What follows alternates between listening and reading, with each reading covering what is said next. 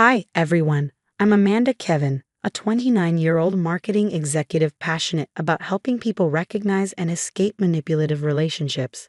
If love is blind, I was practically stumbling around in pitch darkness when I married my college sweetheart, David Foster, 3 years ago. On the surface, everything was perfect. David's booming law career, our beautiful suburban home, and dreams of starting a family. But lurking behind the picturesque facade was a storm named Amy Foster, my mother-in-law. "Darling, the centerpiece you chose for Sunday dinner was interesting," Amy would comment, her wine glass poised elegantly. "But I suppose that's what one might expect from someone with your background." Her words dripped with saccharine malice, leaving me speechless every time. Amy wasn't just any mother-in-law, she was the self-appointed queen of the Foster empire. As the head of the Foster Family Foundation, a legacy left by David's late father, Amy wielded her influence like a weapon. She boasted about pulling strings at David's law firm, casually remarking at dinner, "It's so fortunate Harrison and Mills values family connections, wouldn't you agree, David?" Her power was unshakable, and she made sure everyone knew it. Sunday dinners at the Foster mansion were nothing short of a theatrical tragedy. Amy's sister, Margaret, nodded along to everything like a dutiful puppet, while cousin Emma performed her weekly routine of fishing for Amy's approval. "Amanda, have you thought about freezing your eggs?" Emma asked last Sunday, her fox concern barely masking Amy's real agenda. "Aunt Amy mentioned you're focusing an awful lot on your career." I tried everything to keep the peace. I attended Amy's endless charity events, skipped promotions to prioritize David's career, and hosted countless stifling social gatherings. "Your place is here, supporting David," Amy would remind me. "The Foster name carries responsibilities." Then, last week, I came home to find my living room completely rearranged. "I let myself in," Amy said nonchalantly when I confronted her. The furniture arrangement was giving the wrong impression to our social circle. She had made herself a spare key without permission. That was my breaking point. "Mom, you can't just change our house without asking," David protested weakly. "Darling, I know what's best," she replied with a wave of her hand. "Now, when are you two planning to give me grandchildren? The Foster legacy won't continue itself." As I stared at the spare key, it hit me. This wasn't just meddling, it was control. Every interaction, every gesture of help came with strings attached. The cracks in our perfect life were widening, and the web Amy had spun around us tightened with every passing day. The night of the Foster Family Foundation Gala was when everything came to a head. I'd been ignoring chest pains for weeks, pushing through the stress. But that evening, it all caught up to me. As I stood in the bathroom, struggling to breathe, Amy walked in. "For heaven's sake, Amanda, get up," she snapped. "The Vandermeers just arrived, and I won't have you embarrassing us with this theatrical display." "Amy, please," I begged. "I think I need to go to the hospital. Something's really wrong." She narrowed her eyes. What perfect timing.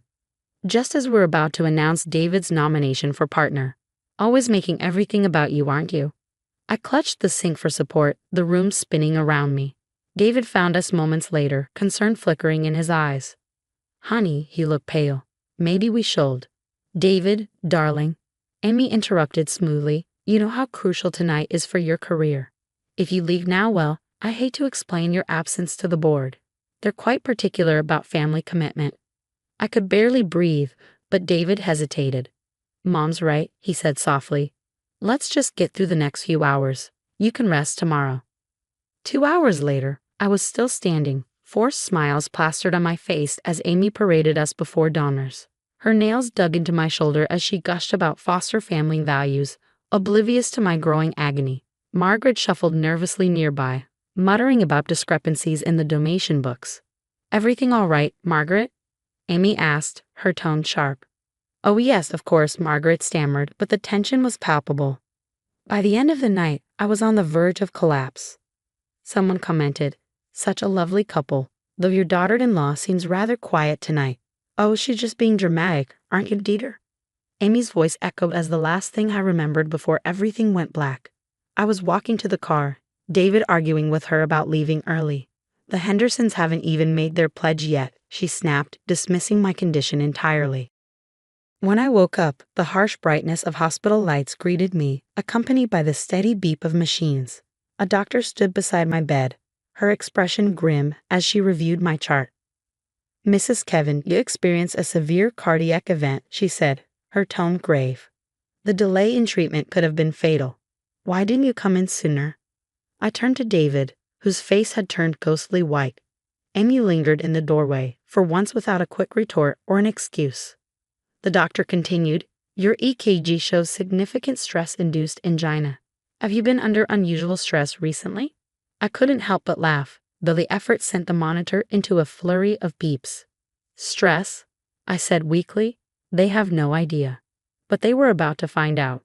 3 days into my hospital stay, David left his phone with me while he went to grab coffee. It started buzzing almost immediately. At first, I ignored it, but when the messages kept coming, I glanced at the screen. My hands shook as I scrolled through the text between David and Amy. "Claire looked lovely at the office today, didn't she? Such a shame things ended between you two. She's single again, no. One read. Make sure you're at Morton's for lunch tomorrow. Claire mentioned she'll be there with the Anderson case team," said another. And then I found it, messages about a private investigator. "Found some interesting things about her father's business troubles," Amy wrote. "And that cousin with the DUI. Perfect ammunition." David's replies weren't outright complicit, but they weren't stopping her either. A weak mom, please, here and there. No more than that. I was still processing this betrayal when my phone buzzed with a message from Rachel, David's estranged sister. "I heard what happened. Can I come see you?" An hour later, Rachel sat by my hospital bed, tears streaming down her face. She told everyone Paul was a gambling addict, said he was stealing school funds. "It was all lies," she sobbed. "By the time we cleared his name, the damage was done. No one from the family even came to our daughter's christening." "Manipulative by," I began, but our phones buzzed simultaneously, cutting me off. Emma had just posted several videos to the family group chat. "OMG, wrong chat, wrong chat," she frantically typed, but it was too late. We all watched in horror and vindication as years of Amy's cruelty played out on screen. There she was, dismissing my chest pains, threatening David's career, mocking Rachel's husband, and scheming behind the scenes. "Remember when she said I was imagining things?" Rachel whispered. Margaret called next, her voice shaky. "Amanda, I need to talk to you about the Foundation's books." When David returned and saw his phone in my hand, he turned pale. "I can explain." "The videos explain enough," I said quietly. "Either you stand with me, or you stand with her. No more middle ground." David broke down, guilt washing over him. "I'm so sorry. I started seeing a therapist. I can't believe I let her." Later that evening, he called Amy with me beside him. I put the call on speaker. "How dare you question my methods?" Amy's voice was cold, sharp. "Everything I've done has been for this family's reputation. Should I remind the firm about Amanda's father's bankruptcy? Or perhaps let slip about that college incident my investigator uncovered?" "You're investigating my wife?" David's voice cracked. "Oh, darling," Amy replied smoothly. "I've been protecting you from her kind since day one. Now, are you going to fall in line, or do I need to make some calls?" David looked at me, then back at his phone. For the first time in our marriage, I saw real resolve in his eyes. "Go ahead, mother. Make your calls. But first, check the family group chat." Emma had quite a lot to share. Amy was all fake smiles and poise at the emergency family meeting, her designer suit impeccable. "I'd like to apologize for any misunderstandings," she began, her tone dripping with insincerity.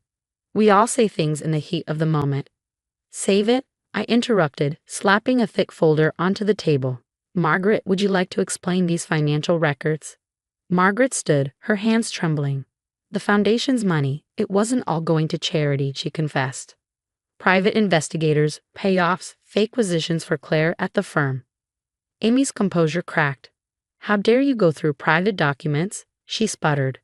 "Private? Like the investigator's report on my father?" I shot back. "Or the money you paid Claire to pursue David?" The board meeting that followed was nothing short of poetic justice. Rachel's anonymous tip had prompted an exhaustive audit of the Foundation's records. With every revelation, Amy's complexion grew paler, her mask of control slipping further. $50,000 to discredit a kindergarten teacher, one incredulous board member asked. Rachel leaned forward, her voice steady. That's what she spent to try and destroy my husband and me. 2 weeks later, the headlines delivered their own brand of satisfaction. Prominent socialite charged with embezzlement. David's firm wasted no time severing ties with the scandal. His boss even said, "We're announcing your partnership early, David." As for Claire, she accepted a quiet reassignment to their Seattle office. Her ambitions no longer aligned with Amy's schemes. The social fallout was swift and merciless. Emma's videos went viral, circulating whispers of Amy's cruel behavior. "Did you see how she treated her daughters-in-law?" became a recurring refrain in social circles that once idolized her. Margaret, now visibly freer, shared coffee with Rachel one afternoon. "I'm so sorry," she admitted. "I've started therapy. I should have spoken up years ago." Under Rachel's leadership, the foundation found new purpose. Her first major act, a scholarship program for teachers, appointed yet uplifting dig at Amy's elitism. David and I moved across town to a house filled with light and laughter, new phone numbers, a fresh start. Therapy wasn't easy, but it was worth every hard conversation. "She can't hurt us anymore," I assured David one day during a session. "Sometimes I still expect her to show up," he admitted, his voice soft. 2 years passed, bringing growth and closure. My consulting firm now specializes in helping women escape toxic family dynamics, a journey of empowerment that resonates deeply with my own. Yesterday at Whole Foods, I spotted Amy. Her designer clothes were replaced with off-the-rack substitutes, her once commanding presence dulled. She pushed a cart alone, her eyes darting around nervously. Our gazes met briefly. She hesitated, reaching for her phone, then stopped, likely remembering that she no longer had our numbers. I turned away, heading back to my office where my assistant greeted me. "Your next client is here, Mrs. Kevin." "Coming," I replied, pausing to straighten the plaque on my desk. Its inscription read, "Helping women find freedom." Amy's shadow no longer looms over my life, though I know she thinks of me often. Each empty Sunday dinner, each article praising the foundation's success under Rachel, each reminder of the control she lost, it must sting. People often say forgiveness sets you free. I've learned that sometimes walking away and thriving is the best revenge. What would you have done in my shoes? Would you have left the gala despite knowing the potential fallout? Or would you have stayed silent, sacrificing your health to keep the peace? Share your thoughts in the comments below. I'd love to hear from others who face similar battles between well-being and toxic family pressure.